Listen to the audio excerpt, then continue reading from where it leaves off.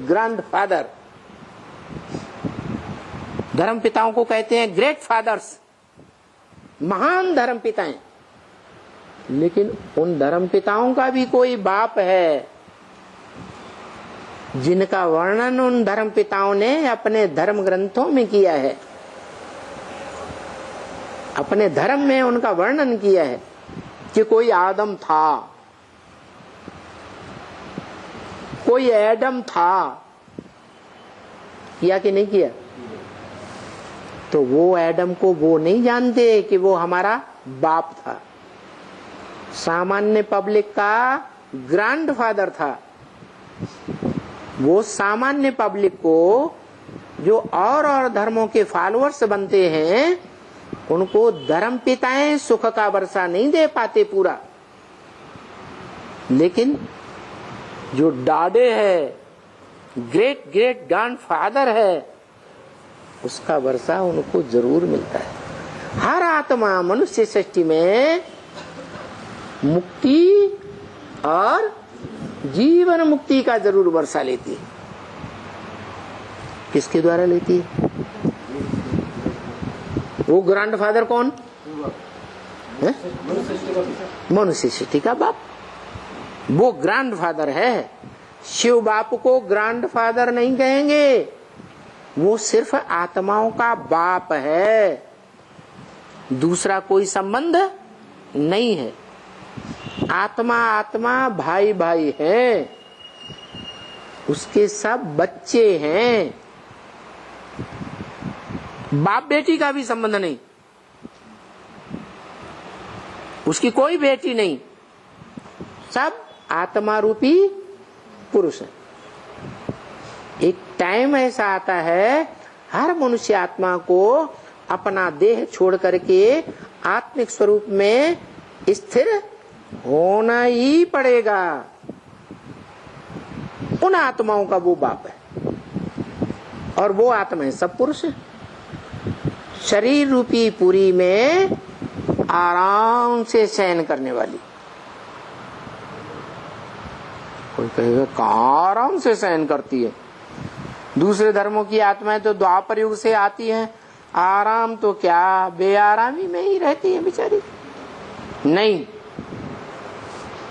वो आता है तो हर प्राणी मात्र को आत्मिक स्टेज में पहुंचाता है, नंबरवार आप समान बनाता है। और जब वो आत्माएं संपन्न संपूर्ण आत्मिक स्टेज को धारण करती है, फिर जब परम धाम से आएंगी, क्या परम ब्रह्म से जब आएंगी तो संपूर्ण स्टेज में आत्मा आएगी या कोई आत्मा अपूर्ण स्टेज में आएगी? हर आत्मा संपूर्ण स्टेज में आएगी। और पहले जन्म में सुख ही भोगेगी या दुख भोगेगी?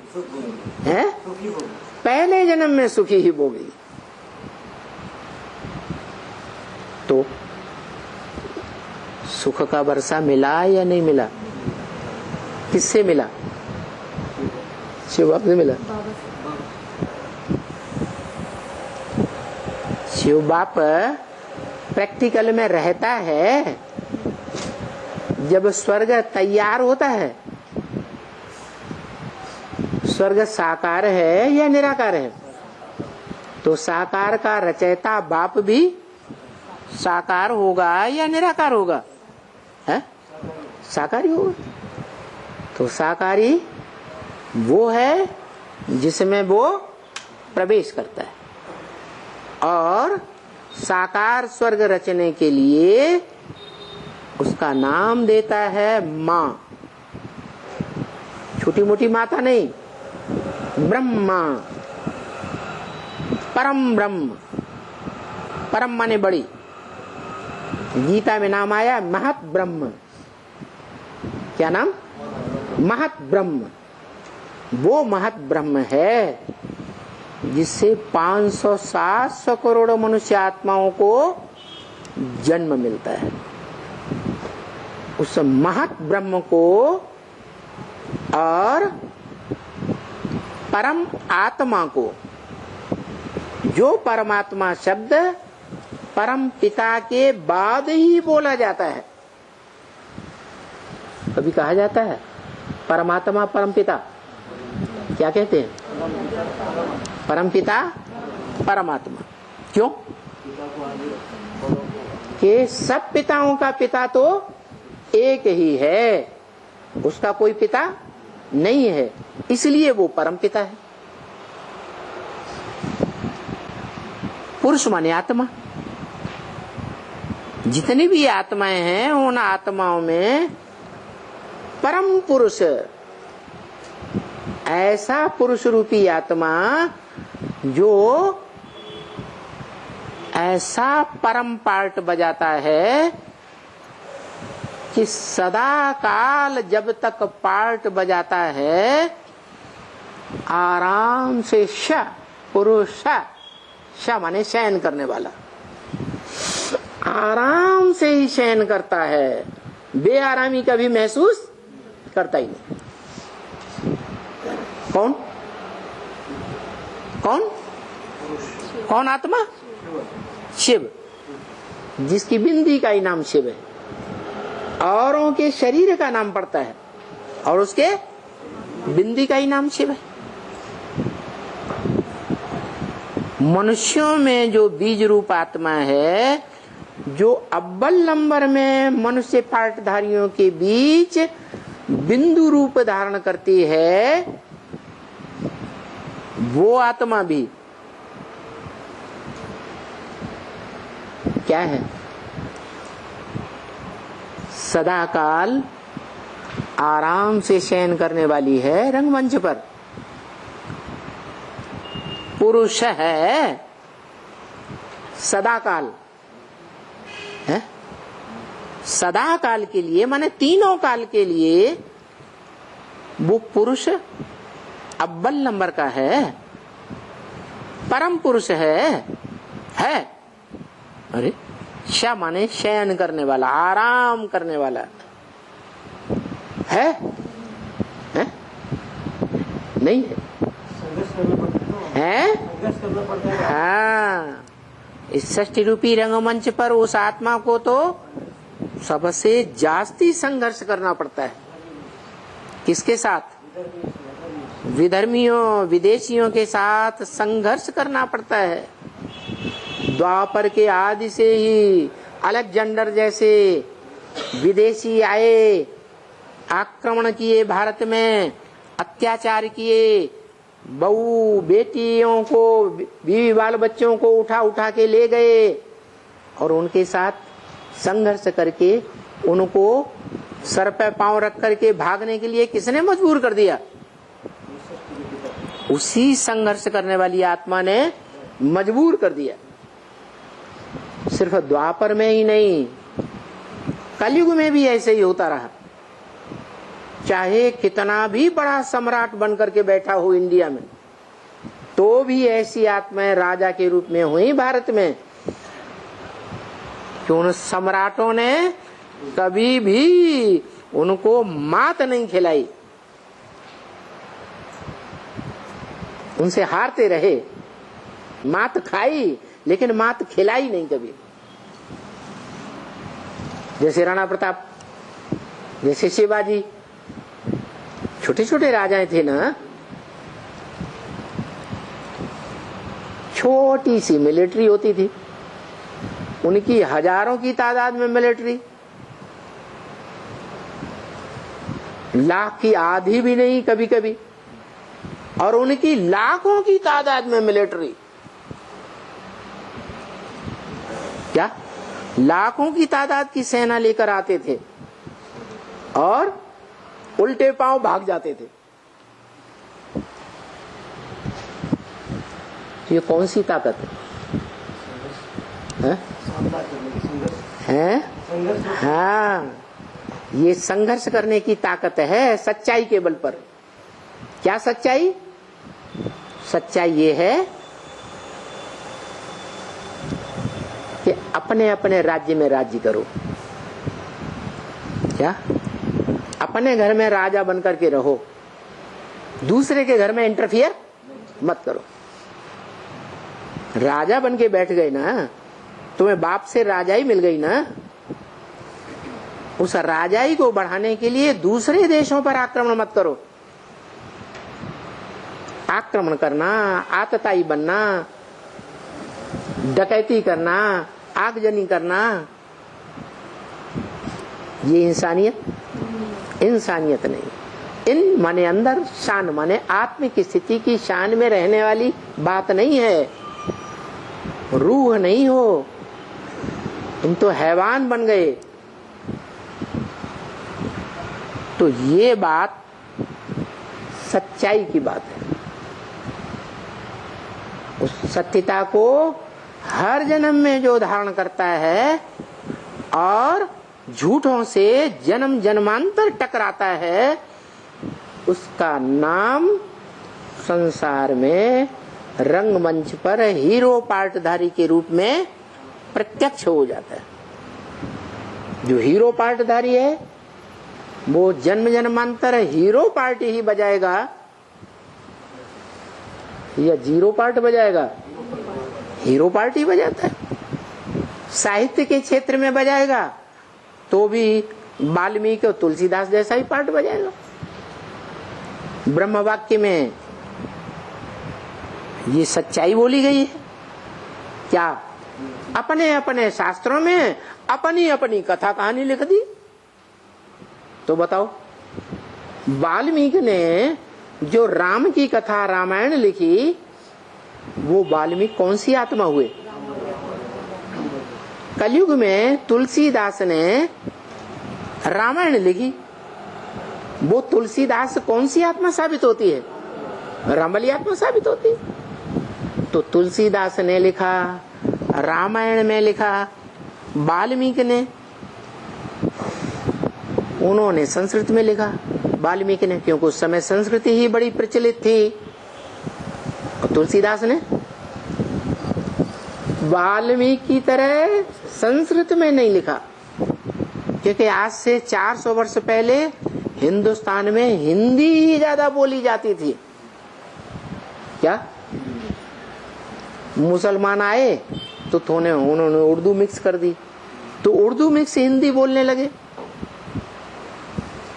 तो तुलसीदास ने नई परंपरा शास्त्रों की शुरू कर दी। उन्होंने हिंदी में रामायण पुराण लिखा, और जितने भी भारत के संस्कृत के विद्वान थे, उन सब ने खूब जोर से बुराई की, ग्लानि की, और उन्होंने ग्लानि को सहन किया, मुकाबला किया, किसी की बात मानी नहीं। और उस समय तुलसीदास को किसी ने नहीं माना। और आज देखो, जो भी हिंदी भाषा भाषी हैं, उनके दिल और दिमाग पर कौन सा ग्रंथ, कौन सा पुराण छाया हुआ है? रामायण, तुलसीकृत रामायण ही छाई हुई, और उसमें कितनी गहराई भरी हुई है। और रामायण का एक चौपाई है, वो रामायण ग्रंथ लिखने वाला कहां तक पहुंचा हुआ है। वो जो असली वेदवाणी है, उन वेदों की बात नहीं कर रहे हैं जो मनुष्यों ने, ऋषियों ने लिखे थे। वो भगवान ने नहीं लिखे, ब्रह्मा ने नहीं लिखे। उनमें नाम पड़ता है वेद व्यास, दाढ़ी मूंछ वाला मनुष्य था। वेदों का नाम के पीछे वेद व्यास जुड़ा हुआ है।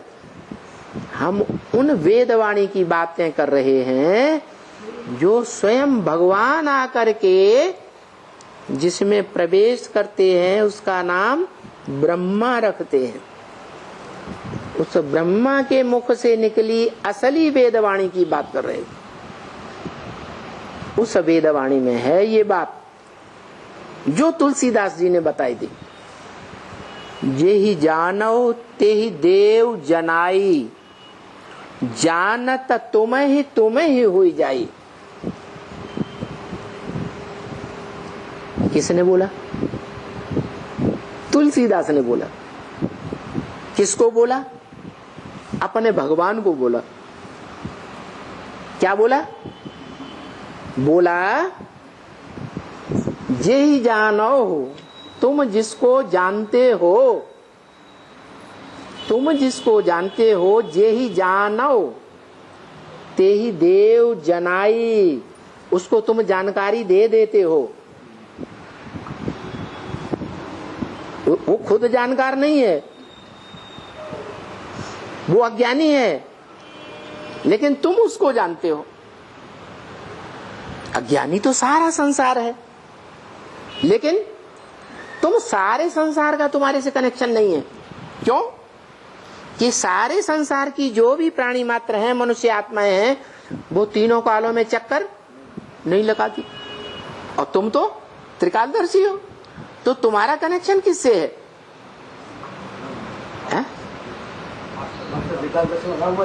हाँ, उस आत्मा से है जो तीनों कालों में चक्कर लगाती है। तो तुम जानते हो उसको, लेकिन वो तीनों कालों का चक्कर लगाने के बाद पत्थर बुद्धि बन गई, वो अपने को नहीं जानती। तो वो आत्मा कलयुग में मध्य में जाकर तुलसीदास के रूप में जन्म लेकर के भी इतनी ज्ञानवान है कि वो असलियत को जान रही है। क्या? जे ही जानो ते ही देव जनाई। तुम जिसको जानते हो 100% अच्छी तरह से, उसको तुम ज्ञान देते हो, जानकारी देते हो। क्या जानकारी देते हो? अपनी भी जानकारी देते हो, और उसको अपनी भी जानकारी अनेक जन्मों की देते हो। क्या नहीं समझ में आया? जे ही जानो, तुम जिसको जानते हो, तुम माने भगवान, जिसको जानते हो, जिसको माने तुम जिसको जानते हो, इसको जिसको जानते हो, और किसी को इतना नहीं जानते। जानते हो इसलिए तुम त्रिकालदर्शी हो। तो तुम जिसको जानते हो, उसको तुम ही जानकारी देते हो। क्या जानकारी देते हो? कि तू कौन है और मैं कौन हूं। तुम अपनी भी जानकारी देते हो, और उसको अपने भी आत्मा के अनेक जन्मों की जानकारी देते हो। और फिर क्या होता है? जानत तुम्हें ही हुई जाई। वो जब जान जाता है, जानकारी ले लेता है, तो जानने के बाद वो जानत माने जानते हुए तुम्हें, तुमको पूरा जानते हुए तुम जैसा ही हो जाता है। जानत तुम्हें हुई जाए। यही बात शिव बाबा कहते हैं ब्रह्मवाक्य की मुरली में, कि मैं जब आता हूं तो तुमको आप समान बनाता हूं।